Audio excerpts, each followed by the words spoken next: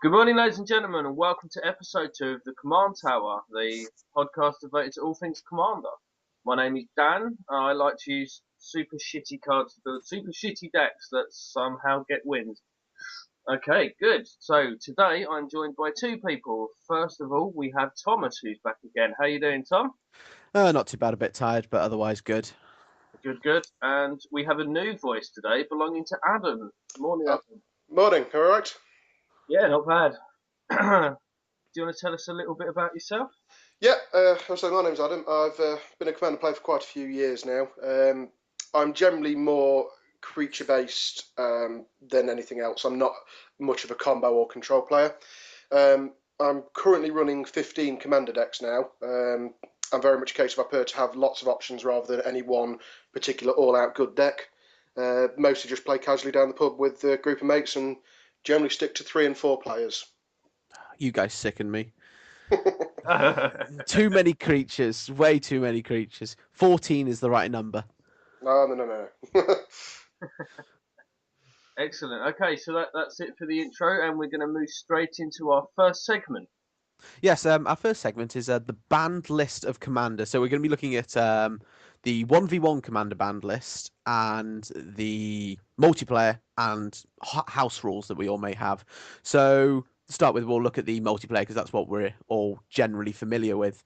To be honest, the banned list for the multiplayer isn't too bad. Like there's the banned list itself is brilliant. Like there's nothing on there which is instantly, you know, thinking, oh, that should be unbanned, and there's nothing that is unbanned which you think should be unbanned, except for one card which I think would be Decree of Annihilation. Yeah, Upheaval is on the list, and Yeah, Upheaval and Decree of Annihilation are very similar. Decree of Annihilation is obviously more because it exiles it, but they are very, very similar cards. they are very similar. I mean, obviously, as we had a previous conversation, just Decree of Annihilation for myself is an entirely different beast because I have a deck that runs just a solid core of 30 Planeswalkers, which Decree of Annihilation doesn't deal with. So to me, it's a win condition, whereas Upheaval just resets the entire game board. Yeah. So that's the only real difference I see between the two. Is if Decree of Annihilation, I feel you can if you use the right deck, you can use it more. Whereas Upheaval, it's quite hard to really get advantage off that. That does just reset everybody. One of the other things that I see actually on this, looking through it again, actually, is Ancestral Recall. I know it's a power 9, but making someone draw 3 cards in Commander just I don't know. I think it's just obviously the low mana cost, the ability to repeat spells. yeah, you're probably right because like putting it on something like Isochron Scepter, Scepter, just like two draw three, two draw three. or in a It's deck like that lets you replicate a spell, such as Djinn Illuminatus would go mental with yeah, it. Yeah, yeah, there's a reason it's there. yeah. Oh yeah, Like, definitely. Protean Hulk, maybe another one, but it depends on sort of how bad you're going. If you're playing like 1,000,001 zero power then, things. then you're cheating because you can Oh only no, have it's them for not. No, cards. it's converted mana cost, isn't it? Well, Yeah. no. If you're playing like a hell of a lot of really really cheap creatures, I can see why it should be banned. But a CMC of 6 overall, that's Yeah, pretty like the worst I can think you can do with it is just like, oh, my Protean Hulk dies. There's a worm coil or something silly like that, yeah, or like a it type. is one that I've always been surprised is on the ban list in Commander, but I've never tried to use and abuse it because it's been on there. So I don't know. Yeah, yeah.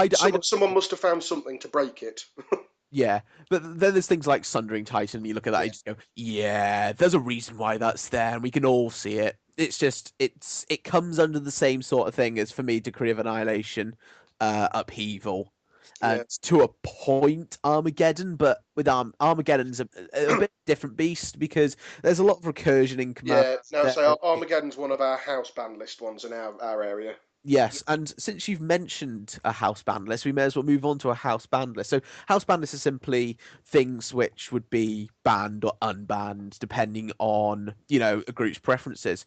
Like, I've never sort of worked with a house band list, but the one thing which was brought up in one group that I was part of was making it so that you could use the Nephilim from Ravnica, which were the four To use them, using them as commanders. Yeah, so that was one of the ones which came up, and nobody ever took sort of advantage of it or used it. But they really should be legendary creatures. Yeah, well, there's currently no way to field a 4-colour deck other than using Reaper No. King and ignoring one colour.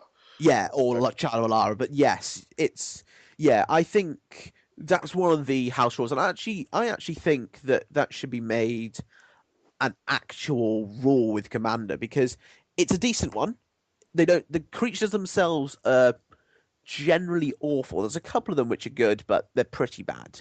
But they give you access to 4 colours. Yeah, it's basically what it is. No, I do agree on that. I mean, ourselves, even though I say Armageddon's banned, we don't actually have a house ban list. It's more of a case of we have a house frown list. You're allowed these cards in your deck, but don't expect to get invited back to the table if you keep using them. Armageddon, of which is one that's on the list. Oddly enough, Grave Pact is one that's on the list. That doesn't go down well anytime it hits the table. Is in the frowned on list. As in the 4-mana 3 black 1. Correct. Then you guys must love Martyr's Bond. Oddly enough, hasn't actually been used as of yet. Oh right, okay. I think everyone's probably stayed away from it and realising what it would be. But I mean, in our game group, I mean, we kind of have almost an unwritten rule of land destruction's kind of almost a little bit taboo. We kind of play what we refer to as tactical land destruction. It's completely acceptable to blow up a land when it's a man land or like or if it's a Vault of the Archangel or a Kessig Wolfrun. They're completely acceptable. But directly hunting mana land just to mana screw someone, because we're we're all a group of friends and not playing for anything other than spending time together, very much frowned on in our group. I completely agree with you. Like I run Tech Edge, Ghost Quarter, and I'd want to run Wasteland and Strip Mine in all my decks, just to be able to go, oh, that's a Nykthos, that kind of needs to die really quickly. But the only time I would agree with mana screwing people is if either they're being dicks on the table or they're proving to be way too much of a threat to let live. It's like if they are doing like a 3-color deck, they've only got 2 and a Chromatic Lantern, you kill the Chromatic Lantern. Yeah, to a degree. It's I mean, we had a similar problem with the card Ruination, the destroy all non-basics. Right. There was 2 of us that constantly had it in the deck, but you always tend to find you ended up sat in your hand for the entire game because at no point did you feel like playing it and taking everyone out the game and pretty much just like ruining that game for everybody. So, just one of those. Sorry, what do you think about the card Back to Basics, which is it doesn't destroy them, but when a non-basic land taps, it doesn't untap during your untap step. That wouldn't be too bad because that's obviously you can still plan your moves out. Yeah. Because you've still got your mana, you can still plan your moves.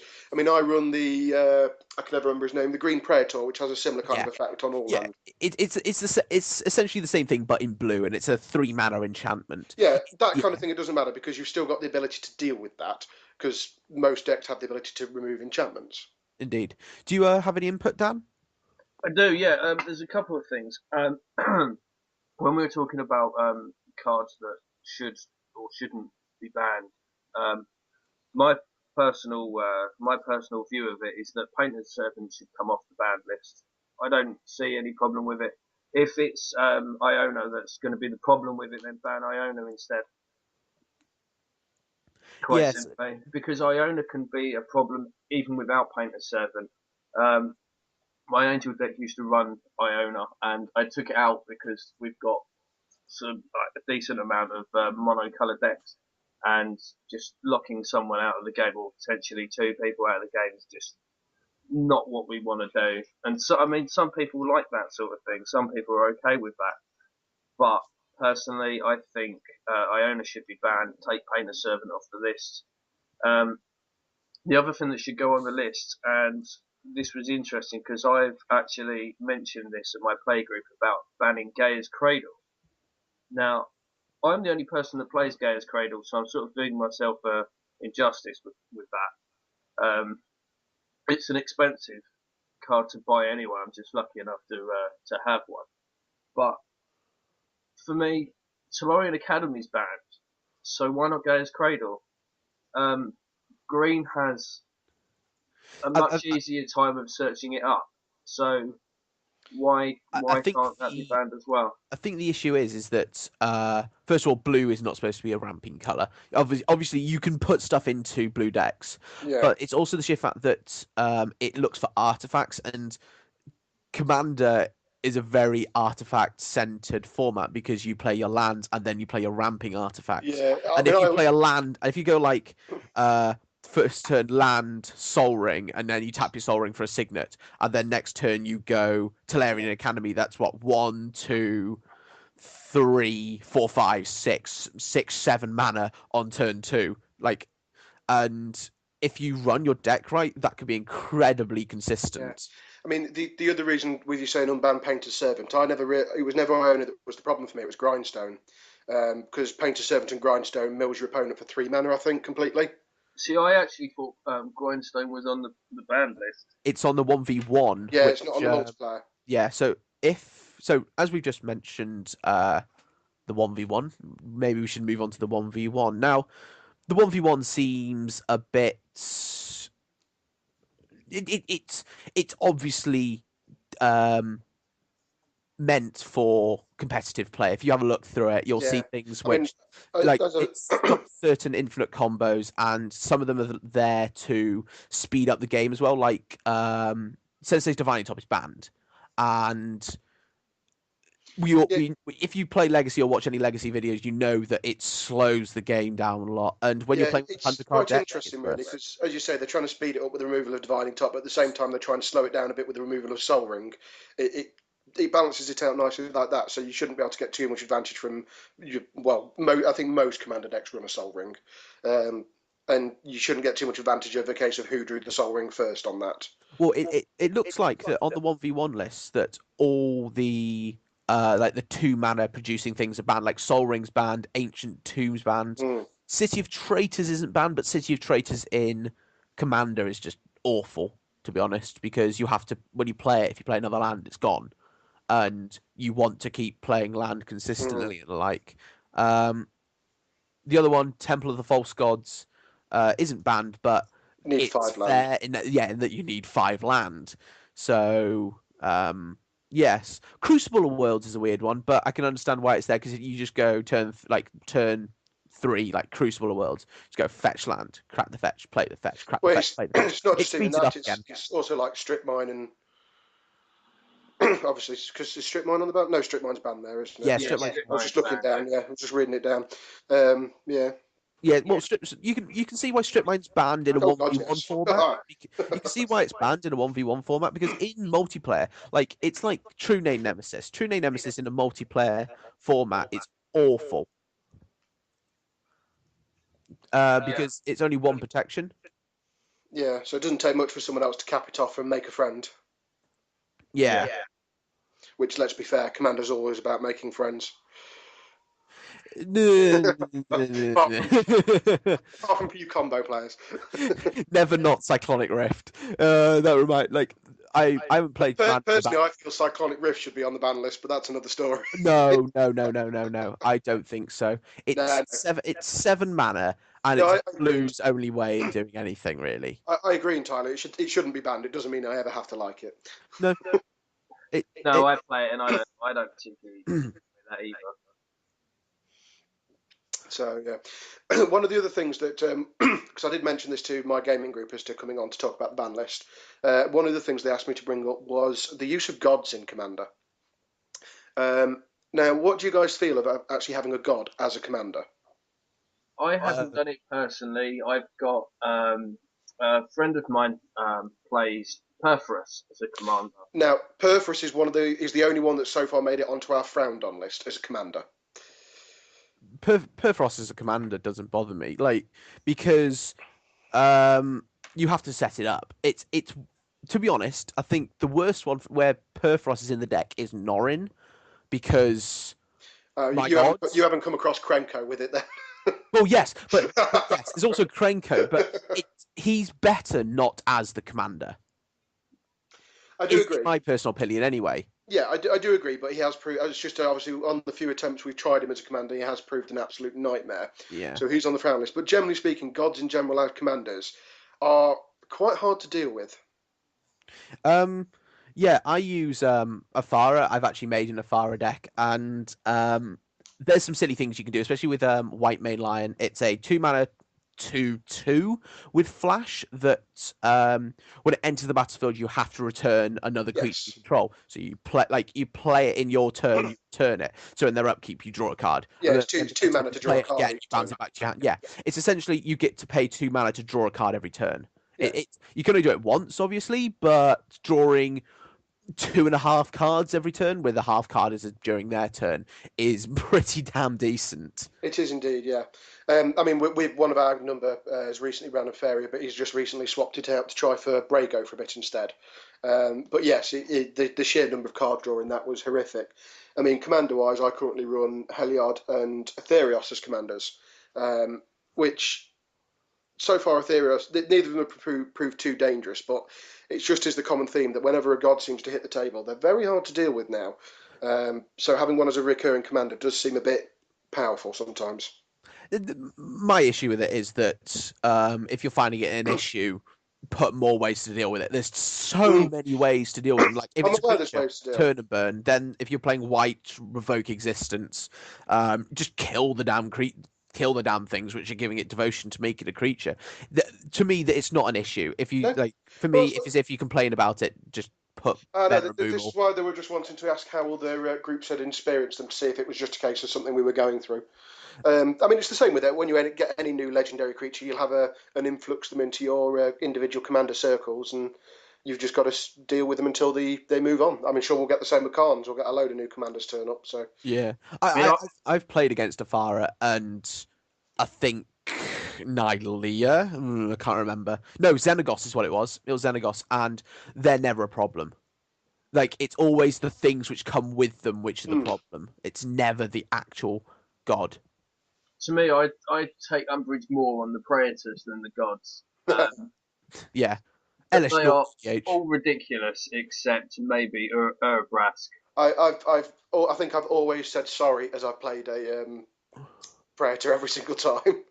Yeah, I mean, like I run a mono green deck with Reki History of Kamigawa, so I play near enough every green creature, every green legend that I can, and the deck it's good. I mean, it can outcard or blue decks, which is quite strange for a mono green deck, but it's it's not the card drawing that makes it offensive. It's the fact that I'm running the green Praetor, and as soon as he comes down, there's a just a oh, that Yeah, thing's got to go.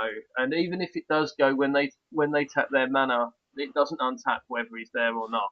The issue I have, like, I think the green one is the best for EDH because he gives you ramp, he screws your opponent, and he's a massive dude. Um, so there's really no downside to playing it. The issue I have with him is the fact that he screws your opponents, he doubles your mana, and he's a big dude. So the pros are also the cons, depending on sort of how you play. mm. Yeah. See, the interesting thing about my play group as well, I just want to mention this, and this is going to sound like hell to some people, but we actually don't use the banned list at all. We have no cards on our that are banned in our play group. Now, because we only play casually, none of us are particularly interested in winning a lot of the time. It's just a bit of fun for us. We are very sort of we limit ourselves of what we're going to play, so we don't end up with uh, an optic mirror in the deck. Um, but what we do is we say there is a limit to the amount of band cards you can have in a deck, and that is one. Um, I mean, we've tried to have someone push it where they've played the Green Primordial and Primeval Titan. That They that's they yeah. got glared down.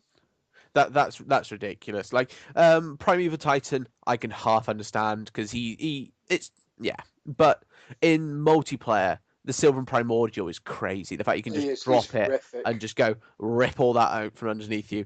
Here's some stuff. Then you just go flicker it, just like Conjurer's Closet. End of turn comes back in, rip all that from underneath you. Here's more land. Oh look, I've taken all the land out of my deck. All I'm ever going to draw now is gas. Yeah, no, that is. I really don't like the Primordial. I don't have a problem with Primeval Titan, other than the fact it can go and get Gaea's Cradle. But I don't play Primeval Titan, so I Yeah, don't think I even own one. I think the problem with Prime Time, if you generally put it into any normal green deck, it wouldn't cause an offence. In a deck where you want to get certain lands out, it's horrifically powerful. Even in Azusa, which is basically the green ramp deck, there's basically not much better except Rafelos, but he's obviously banned. Raffaello's only banned as commander, isn't he? Yeah, he's only banned as the commander. You can still play him in the deck, but you can't play him as the commander because being able to go turn 2, my commander, and then like the next turn you can start adding like 3 mana just by tapping him and then tap your lands. Well, I think the problem with him, there was a combo that let you play Genesis Wave for nearly unlimited mana on turn 3 with him. Oh, brilliant! I love that. That's just I'm sure that's what got him banned. I think as a commander. Yeah. I'm trying to remember what the card was that let you do it, but there was an artifact that I'll see if I can find it. Just have a quick look, but carry on. Yeah. No, like the band list, the multiplayer band list is pretty solid. There's probably 1 or 2 things in the game that are currently unbanned, which I think probably should be banned, but it's pretty good. There's no 2 ways about it. There's nothing wrong with it, but there's obviously a lot right with it. I think it just feels a little bit too disjointed for me. So, Well, for example, like if Tolarian Academy's banned, Gaia's Cradle should be. I mean, again, I'm the only one that plays it in the group, and it's in my legend deck. It doesn't draw me a card, but it is legendary, so I'm trying to keep the feel through the deck. But personally, I do apologise every time I play it because it's not just going to make me 2-3 mana; it's going to make me 5 or 6. Well, we do forget that there is a line just before you look at the ban list on the multiplayer, which is the following is the official ban list for the Commander games. These cards, and then in brackets, and others like them. So technically, the things that we talk about are banned, but they're not specifically named. But it says these cards and others like them should not be played without prior agreement from the other players in the game. I think it's more of a suggestion than the rule. Yeah, I would say with the fact that EDH is a casual format, it's just a case of what your group wants to go with more than anything else. Yeah. But if you're ever going to meet and play with new players, stick to the ban list until you know what they're like. It's the Pirates of the Caribbean pirate code. They're guidelines more than rules. Yes, that seems quite a good way of putting it. Yeah. Just a quick question before we move off this topic. If you got the power to ban one legend as a commander, who would you ban? Ooh.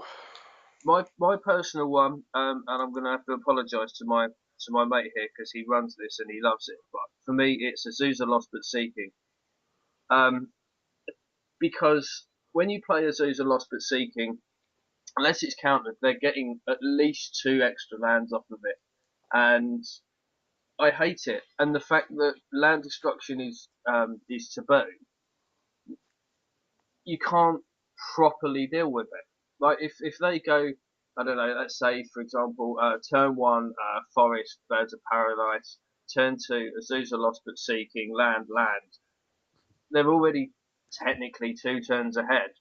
Yeah, because you can't respond to them playing land because I'm pretty sure land doesn't use the stack. No, land's its own special action. Yeah. If for me, it would either be if it had to ban like a proper commander, it would be Rafik because he's just ridiculous. He hits the board, and then if you don't solve him, you've lost.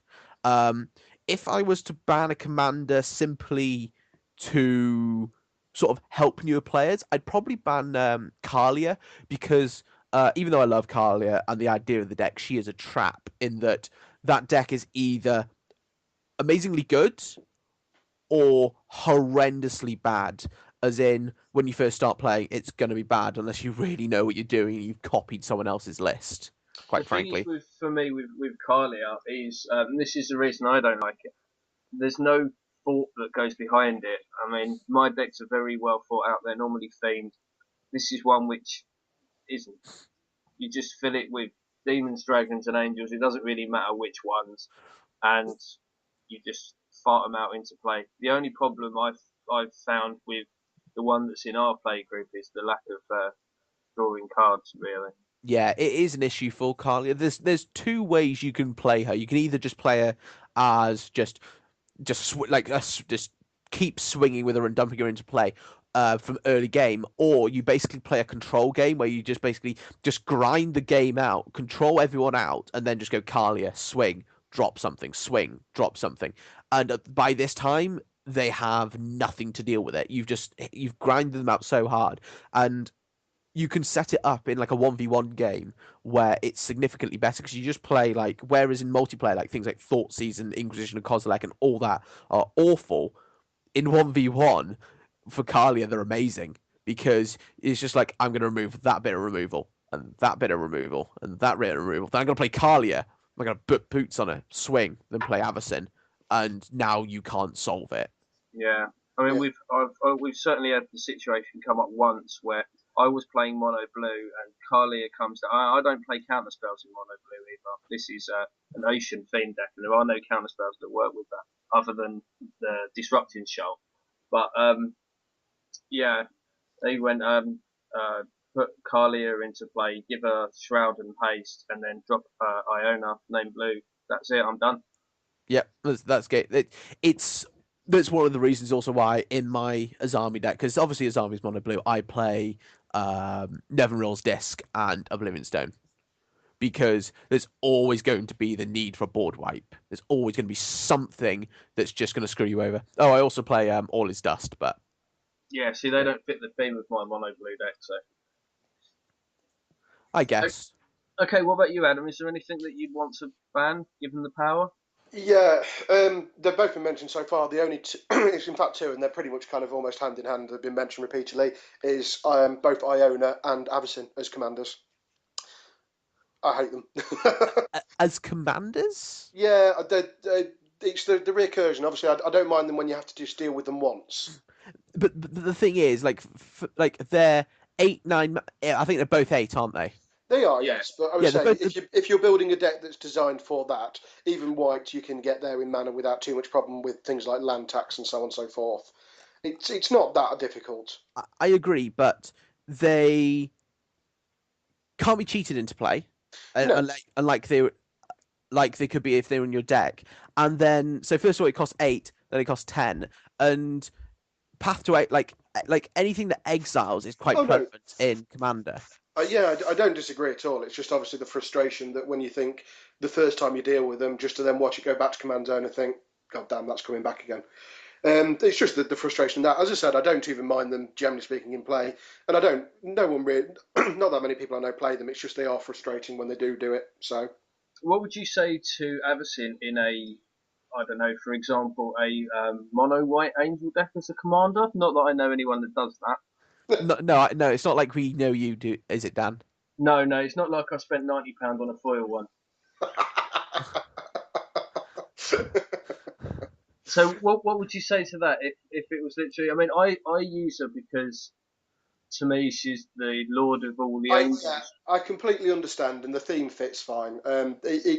As I said, it's not to the point that I would ever have an issue with playing against it. I do find them frustrating after you've had to kill them once or twice, and they still somehow manage to play the damn thing again. Um, but I would say it'd never be enough to make me not play a game. That's for definite. Sure. Okay. I think that's I think we've covered near enough everything on the banned list. So should we go into our second section? Mm. Okay, so the second segment is going to be something we're going to try and do every week, and this is something that we're going to have listeners' input with, hopefully. It's going to be a deck profile. So today's deck profile is doesn't really taste of anything. It's my vanilla army deck. So in the description to this cast, we're going to have a link to it, so you can all have a look at it and laugh. And be kind. Yeah, yeah. Please, Don't be please kind. be kind. Don't be kind. Don't be kind. He doesn't deserve the kindness. This deck's better than it looks, but yeah. So we're gonna do a profile of this. Now we're not going to go through every single card because we would be here forever. To be honest, saying it's better than it looks is like saying that a card will be good after rotation. No, It's just isn't. No, no, well, this I mean, obviously, I've to those that haven't actually looked at the link yet, that's probably, I assume, going to be at the bottom on the YouTube page. yeah. If I remember to put it there, If yes. Tom and Rose prefer, it's when you look at it, as Dan says, you may not initially think it looks that good because obviously it's a lot of well, I say it's a lot. It's pretty much just basic creatures and anthems to boost them. Now, initially, I mean, my initial thought when I first looked at it was that's not that great, but at the same time, this is the kind of deck that, as you play the creatures, up until the point that it came to the tipping point where you could get really aggressive with it, I wouldn't deem any of them for a threat, so I wouldn't try and remove them. And then you suddenly get to a point where, hang on, there's quite a lot of them now. I think the main thing from it is the fact it's incredibly consistent. Whereas, like, Yeah, when you go through it, you go like, okay, so there's 1/2/2 and a second 2/2, and they're both called different things. It doesn't matter. They're both exactly the same thing. They're a 2/2 for two yeah, mana, which hit for two. It's yeah. I have a feeling that playing against it, you'd be under constant assault from nothing ever particularly large, but as I said, nothing you particularly want to burn a path to removal on, a path to exile on, or anything like that. It just after removal. path to removal, yeah. It just throw up a little bit of a challenge in the fact that you're trying to work out, well, do I need to remove that now, or is something bigger going to come out, or yeah. I'm not quite sure. Without looking at the deck list first, I'm not quite sure how I'd deal with that coming across the table at me. I wouldn't know what to expect. The difficult thing with playing against it, I mean, I have played against it as well, and it was very, very scary. The guy playing it, by about turn 8 was paying 2 mana for 8/8s, and that was very, very scary to sit across Mm, the other side of the table to. But I think for me, the best thing about it is the fact that a 2/2 for 2 is a 2/2 for 2, like I said last week, and you're not worried about having to block with it because it doesn't do anything. So you can block with your grizzly bears, fine, it dies, but you've still got more. yeah, I Yeah. mean, because obviously going through it, I mean, the point of this was obviously look through it and see, and obviously to make suggestions and things that we personally tweak if we were looking at it ourselves. I mean, as I said, having read it a couple of times, I do actually quite like this deck. There's just one or two cards that personally I think are a little bit weak to be in there. Um, Is the it the 2/2 for two, the vanilla 2/2 for No, two? no, no, no, because obviously that's the theme. That's the theme. So Yeah. generally speaking, I didn't even look at the creatures because that's the theme. So I left them alone because you'd only be swapping them out for other vanilla creatures. So there's not really a great deal of point because I mean I'm sure the balance works quite well. It was obviously in the sorceries and the enchantments and the instance that I was really looking at what you could tweak. I mean, obviously planeswalker wise, any token generating planeswalker would work. So that you could go anywhere with that. But the two spells that to me that really jumped out as not being personally ones I wouldn't have in there are the is it the Chatterer Squirrels, the one that just makes a squirrel token with Yeah, flashback? I saw that. I was just like, I don't understand why that's. It's what? Like, oh, it's 1 mana to make a 1/1. Okay, Yeah, cool. And then 2 mana to make another 1/1. Okay, cool. That sounds quite good if you're playing like a 60 card format. It's 1v1, but yeah. in Commander, And, 3 mana for two two likewise, twos. I mean, even I'm not massively sold on Call of the Herd either because it's just two elephants in total for what is it, 7 mana 7. in Yeah. total? 6. Like yeah. Like They're one the only two that really jumped out at me as being. I'm sure there's better token generators. Path of Bravery is one that I look at and Sublime. I love Path Path of for Bravery. Path of yeah, but it's like as long as your life total is greater than or equal to your starting life total, creatures get +1/+1. Fine, and you get life when you attack, but none of them have lifelink. No. So you like even if you attack with 4 creatures, that's 4 life, which you can be burned through in Commander really, really quickly for life. But I mean, when people leave you alone, though, yeah, you get to 50, 60 life before, Yes, but and if you're people don't even really notice you. They're just so busy looking at other targets, and then they go, "Oh shit, he's up to 60." yeah. I mean, the other only thing that I had against it was, I mean, it's certainly in our game group is, and I know this is kind of a little bit counterintuitive to the deck, is board wipes. I mean, I know obviously you don't want to be board wiping because you have it's a heavy creature deck, but your only real board wipe in there, other than the anti-air, was a steer command. I mean, I was thinking something like Marshall Coupe, that yes, okay, board wipes, but it also provides you with some more 1-1s to back yourself up afterwards, which hopefully will be boosted by all your anthems. I'd also put what's it called, root-borne defenses in, because you are running a Oh, couple God, of yes. root-borne. You are running a couple of token generators. Yeah, So like even if you don't get the populate trigger, or get to use the populate properly, they go wrath and you just go, my guys are fine. 3 mana, my guys are fine. yeah. Like it's good. Like there's a couple of cards that I came up with which I think should go in there. Mirari's Wake. It's Mm. doubles your mana and And gives as you guys +1/+1. So it's an anthem effect, another anthem effect. The next two I don't know whether you'll like, because it's all about giving things keywords, but I saw that you were running Elspeth, which gave them flying, so I thought it'd be okay. It's True Conviction, which gives them double strike and lifelink, and then a Chroma's Memorial, which basically makes them all into mini Chromas. Yeah, I mean, I don't run those simply because it takes away the whole vanilla part of it. And to be yeah, honest, Elspeth's only in there to just keep making dudes. She's not yeah. Yeah, gonna ever go yeah. up. Yeah, that's what I figured as well. I mean, the other ones I was looking at is something like Beacon of Creation. I mean, that would it'd be an instant swap out for the Chatter Squirrels to me. I mean, making loads of 1/1 insects and then it shuffles back in.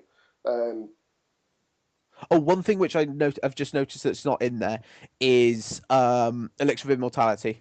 oh God, yes. Yes, why are you not running Elixir of Immortality?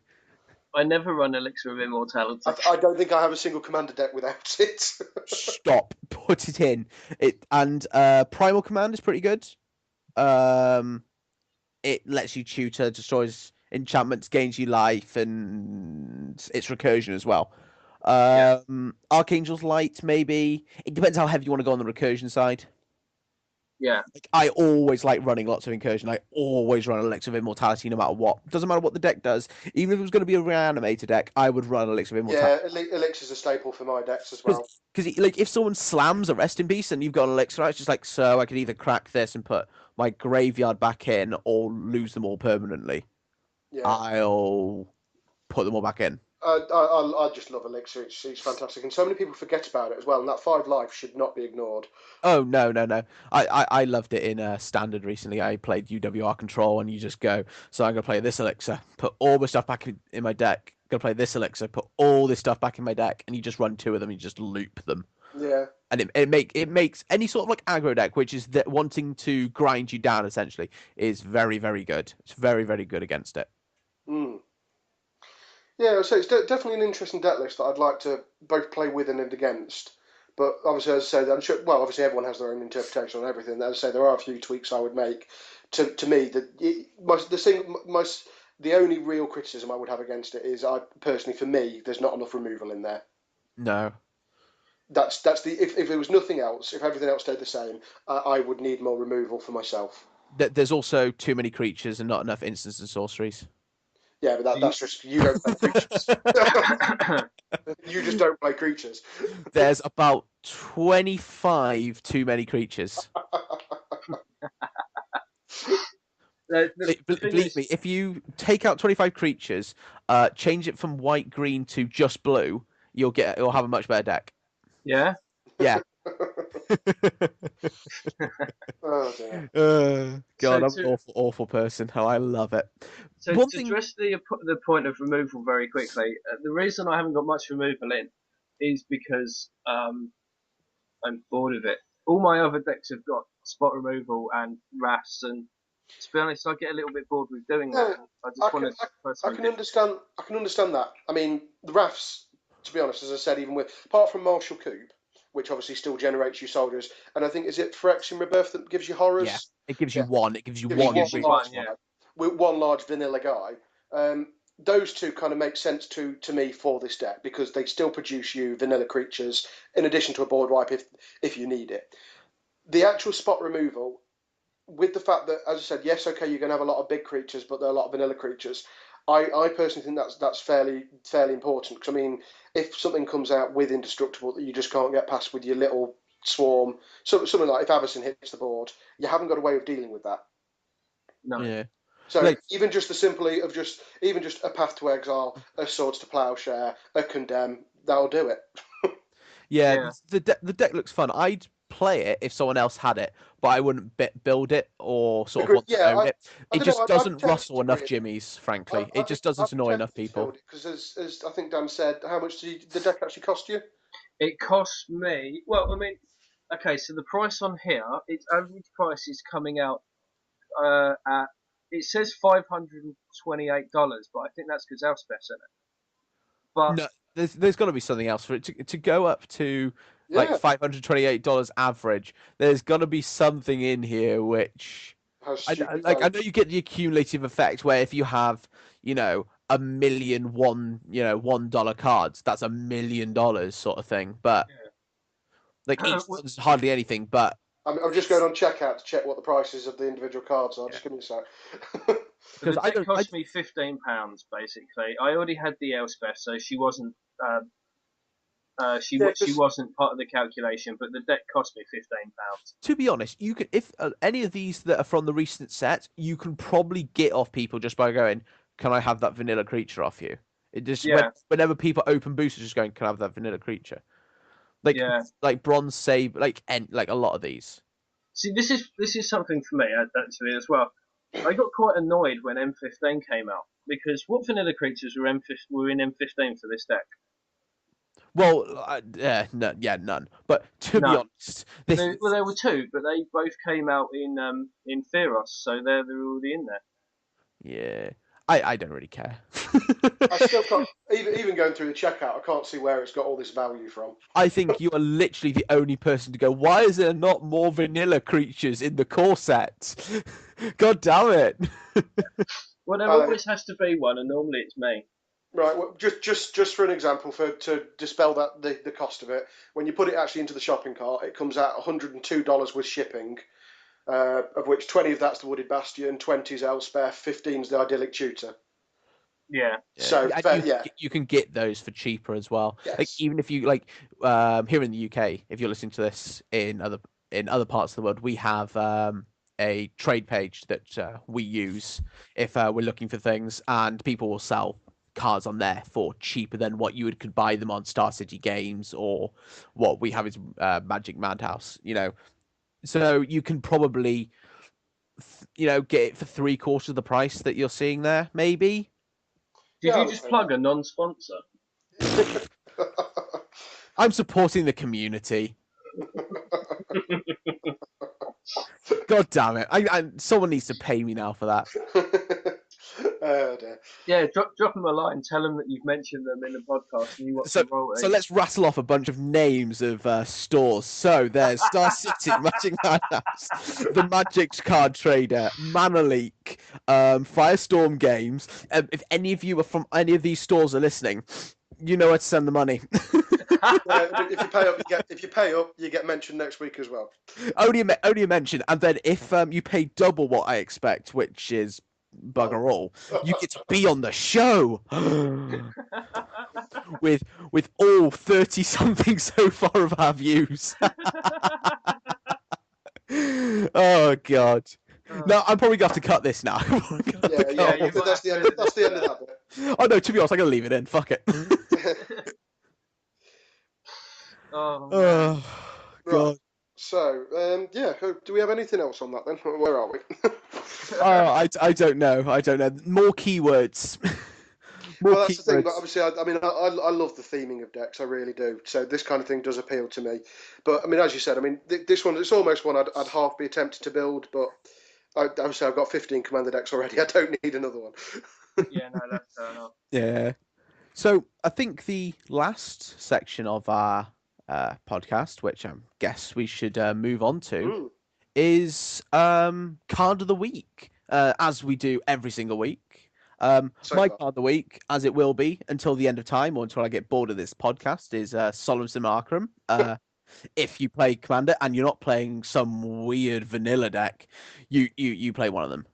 But if I have to choose something else, as I'm probably going to be made to every single week, it's going to be Bribery, because that's fun for absolutely everyone. And by everyone, of course, you do mean no one. I was just like, oh, you're playing big creatures, are you? Yeah, I'm playing like a mono green rampy deck. Cool. I'm gonna play this bribery. Nice foreign collection you've got there. Oh God, I'm such a horrible, horrible person, and I love it. But no, bribery's one of my favorite cards. I've only No, I actually mean, got I it. would agree. I would agree. Bribery is an incredibly solid card, even as a non-control player. I mean, I do obviously have decks that run blue, and the bribery's fantastic. I mean, it's just value in a card. It's incredibly funny if your opponent or people you're playing with are playing Esper, because there's always that chance when you're flicking through that Esper deck that you go, oh look, what is it? I've forgotten the name. I just remembered it. Magister Sphinx. Yeah. So it's like, Mm. oh yeah. By the way, your life is 10. Ah. Yeah, there's it's also when with some decks that obviously need certain key, even creatures sometimes to work. It's if you come across decks that you know exactly what you can go and raid. Yeah. Um, so certainly in a closed play group, bribery jumps in value just because you know what your opponents use regularly. Yeah, and then there's like the fact it's also not too broken as well, because Homeward Path is like another land that you could kind of should always run in Commander. So like they go bribery, like, oh, I'm gonna bribery for 5 mana. Yeah, You like your 13 mana Kozilek. Cool. well that's the I'm thing. gonna like next turn you just go. I'm gonna play this Homeward Path. I'm gonna tap it and I'm gonna take my Kozilek back. Yeah, Oh yeah, I gotta hit you with it.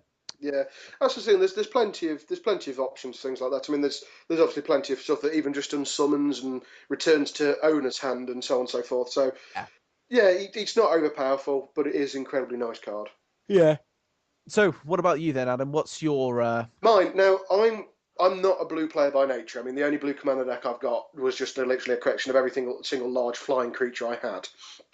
That being said, I'm going to pick a blue card for my first one of the week, and it's one that in our commander group I would often say that if it's played early game and no one has an answer to it for a few turns, normally that player will win, and that is Ristic Study. The sheer amount of card draw that thing can give you in a game is scary.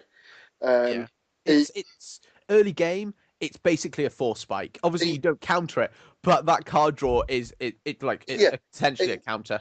it's a must have in any blue deck. And as I say, if you can drop it on just turn three, nice and casually, when that early turn in commander, rarely do people tend to have much spare mana because they're trying to get their board set up and get going. I mean, even if you only get say three cards of it in that one turn before someone draws an answer to it, that's three cards for 3 mana.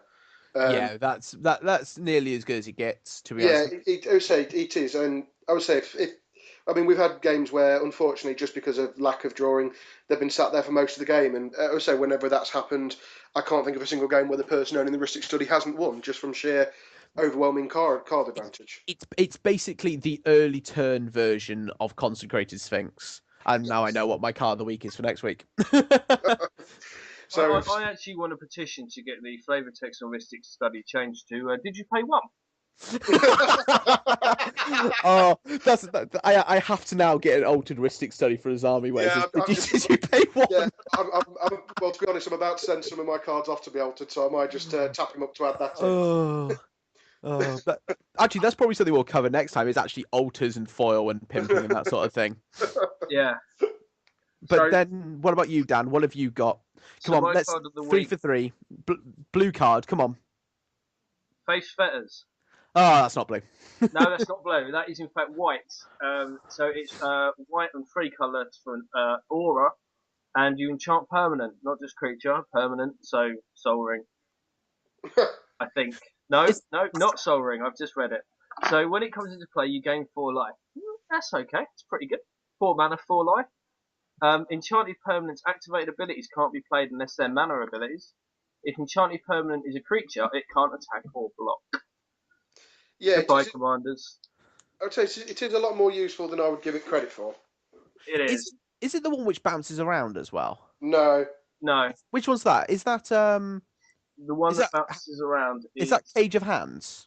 Cage of Hand moves. Yeah, you can pick it up and put it down again. And I there's swear one that there's one that which when another creature comes in, you can move it. yeah, I know. I'm trying to think of the name of it. Yeah, Prison Term. yeah, that's probably Yes. it. Yeah. As I, sorry, go on. oh no, I was just gonna say I really really like Face Fetters. You know, if there's a problem commander that's just activating abilities left, right, and centre, this deals with it. Path to Exile doesn't. It deals with it for a turn or two, I guess. Face Fetters deals with it forever. And it's not like Oblivion Ring as well, which is a card I'm not massively keen on in Commander. Simply because an austere command or something similar with that out means Yeah, the Oblivion Ring disappears, and then whatever underneath it comes back. I've often before O-ringed one of my own creatures before an austere command. Okay, Yeah. so we've pretty much finished the cards of the week now, haven't we? I think so.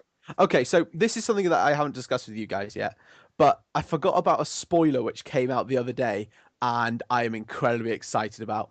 It's called Clever Impersonator. Oh right? God, yeah. It's 4 mana clone. You may have Clever Impersonator enter the battlefield as a copy of any non-land permanent on the battlefield. Non-land permanent. Yeah. Clever clone is clever. So Yeah, basically, it's a near straight upgrade to Phyrexian Metamorph, except that you can cast Phyrexian Metamorph for 3 and 2 life, which is a major thing. But this thing is brilliant. It's just like they O-ring your dude, and you just go Clever Impersonator O-ring.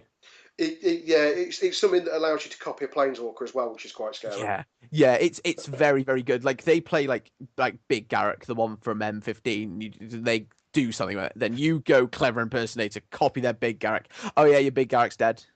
Yeah, it is. When I saw it, it was just one of those. Yeah. I mean, I can imagine foils of him are going to be in high demand for EDH. I think the card itself is going to be in high demand because it's a mythic. It's not a rare. It's a mythic. No. So yeah. I saw that and I had to bring it up. It's just so good. He's going to be nearly an auto inclusion on most commander decks. I mean, how often is there something on the board you don't think, oh, that'd be really good in my deck? Yeah, like, there's not much else that is worth mentioning. So I actually have to be right back, annoyingly, because Bell's just gone. 2 seconds.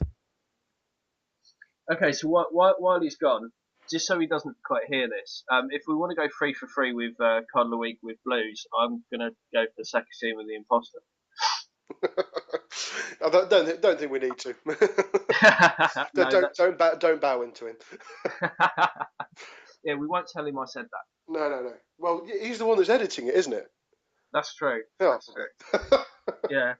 So we're going to be left with an awkward pause while he's gone. So goddamn post, but it is actually Magic cards, so it is actually relevant.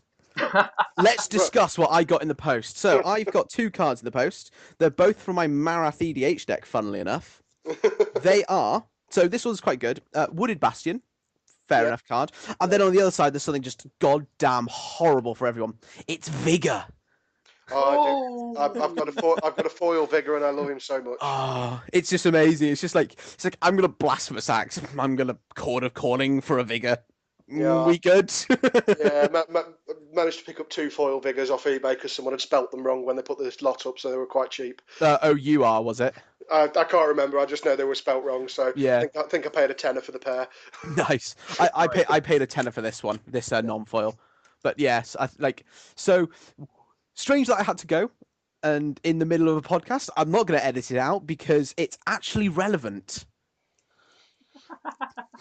And also, I'm just goddamn lazy when it comes to editing. Yeah, no, that's fair enough. Okay, so before we close up the show, then, unless there's anything else you guys want to mention? Nope. No, I think we're good for this one. Okay, I would just like to give a thanks to the UK EDH Deck Help and Advice group on Facebook. The administrator has very nicely allowed us to put this on the group every week, and he's going to pin it to the top for us, so it's going to be nice and easy to find that way. So not only can you find it through that, you'll be able to find it obviously through YouTube, and there's going to be a link to this episode in the link that we're going to provide with the Jasmine Burrell deck in it. So it's going to be on the page. It's going to have links to the spoilers, links to the deck lists, and a bunch of other things. And I'll hopefully find time to do all that because you'll find that I'm an incredibly lazy editor. I will try and cut as many corners as possible. That's fine. Well. That's fine. Okay, so to close off the show, then, thank you very much to our guests. Yep, thank you. You're welcome. So, yep, we'll end the show there, and we'll see you next week. Bye, guys. So, bye. Thanks. Bye.